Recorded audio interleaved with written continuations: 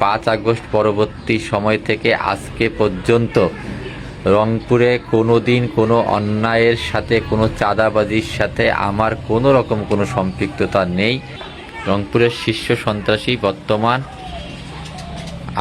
আমাদের অনেকে যারা রয়েছেন, রংপুরের অনেক সাংবাদিক যার জন্য কান্নাকাটি করছেন, অনেক সাংবাদিক যারা অর্থের কাছে বিক্রি হয়েছেন, এবং আমার রংপুর জেলা যুবদলের একজন গুরুত্বপূর্ণ নেতা যার বাসা গ্র্যান্ড হোটেল মোড় এরিয়াতে, এবং আরেক যুবদলের 5 আগস্ট পরবর্তী যুবদলের বিশাল নেতা 25 নং ওয়ার্ডে যার বাসা আর কি, এই দুইজন হচ্ছেন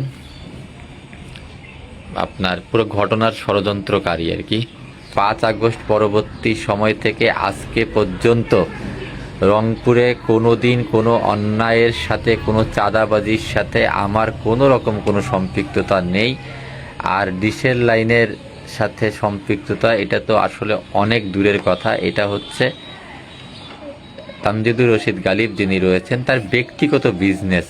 তো তার ব্যক্তিগত বিজনেসের সাথে আমার সম্পৃক্ত থাকা এটা আসলে মানে কোনোভাবে আমি মনে করি না যে আমার সঠিক। আর কারো ব্যক্তিগত বিজনেসে আমি হস্তক্ষেপ করতে যাব কেন, আর কারো ব্যক্তিগত বিজনেসে উনি আমাকে ইনক্লুড করবেন কেন?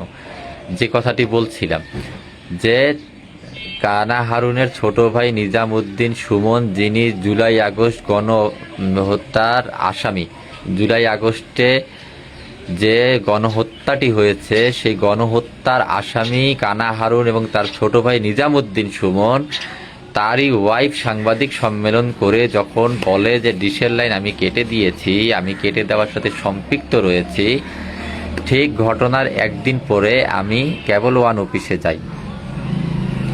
কেবল ওয়ান অফিসে যাওয়ার পরে, কেবল ওয়ান অফিসে যাওয়ার উদ্দেশ্যটি ছিল আমার কোনো অসৎ উদ্দেশ্য ছিল না। কেবল ওয়ান অফিসে যাওয়ার উদ্দেশ্যটি আমার ছিল যে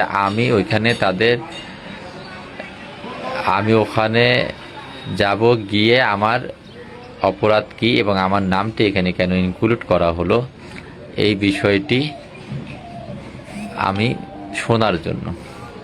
আমি যখন তাদের কাছে বিষয়টি শোনার জন্য সুন্দরভাবে আমি আমার অ্যাপ্রোচ করি, আমি আপনাদের জ্ঞাতার্থে জানাচ্ছি এখানে যে ভিডিওটি সামাজিক যোগাযোগ মাধ্যমে তারা দিয়েছেন, কেবল ওয়ান অফিস অর্থাৎ রংপুর জেলা যুবলীগের সাবেক সাধারণ সম্পাদক এবং কাউনিয়া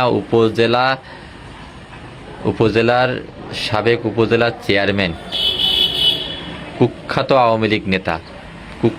আওয়ামী লীগ নেতা আনোয়ারুল ইসলাম মায়া, যে মায়া এই কেবল ওয়ান অফিস চালাচ্ছেন এবং রংপুরে অসংখ্য মানুষকে জিম্মি করে যিনি কেবল ওয়ানের লাইন চালাচ্ছেন, তার অফিসে আমি যাই, গিয়ে আমি বিষয়টি জানার চেষ্টা করি এবং সম্পূর্ণ ভিডিওটি আমি আবারও আপনাদেরকে দায়িত্ব নিয়ে বলছি, সম্পূর্ণ ভিডিওটি আপনাদের এখানে ওই সামাজিক যোগাযোগ মাধ্যমে দেওয়া হয়নি। আমি জানতে চেয়েছিলাম যে আমার অপরাধ কী, আর আমাকে সাংবাদিক সম্মেলনে আমার নামটা কেন ইনক্লুড করা হলো। তো এখন আমি ওনাদের কাছে জানতে চাই, তখন আমাকে ফোনে ওনাদের ম্যানেজারের সাথে ফোনে উনি লাগিয়ে দেয় ফোনটা, আমি কথা বলি।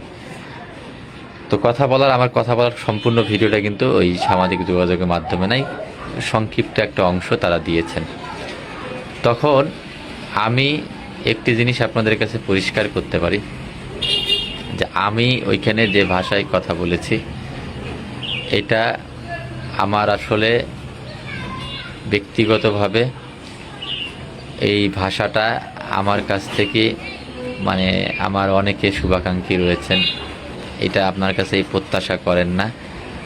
এটা সত্য যে আমার এই ভাষাটি কখনো কোনোভাবেই এই ভাষাটি শোভনীয় ছিল না।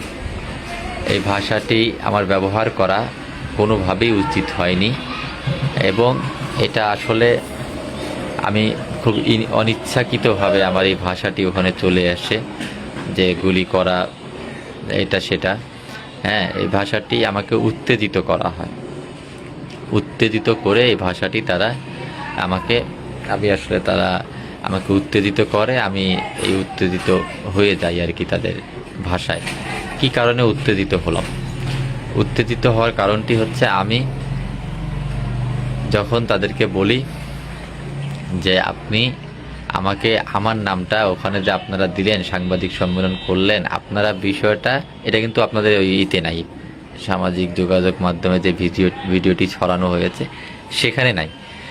হ্যাঁ, আমি তখন বলি যে আপনারা যে বললেন যে ভিডিও আপনার সাংবাদিক সম্মেলনে যে আমি ডিশের লাইন কেটে দিয়েছি, আপনারা যে তাদেরকে দিয়ে সাংবাদিক সম্মেলন করালেন, তাদের কাছে তো সঠিক তথ্যটা আপনাদের কাছে উপস্থাপন করা উচিত ছিল, এবং ডিশের লাইনে যারা সম্পৃক্ত ছিল, যাদের লাইন, তাদের বিষয়ে আপনারা কথা বলেন, সেটা নিয়ে আমার কোনো দ্বিমত নাই। কিন্তু আপনারা যারা নাই, আপনি কেন এই বিষয়গুলো করলেন? তো এভাবে তার সাথে আমার কথা হচ্ছিল। এই ভিডিওগুলো কিন্তু সামাজিক যোগাযোগ মাধ্যমে দেওয়া হয়নি।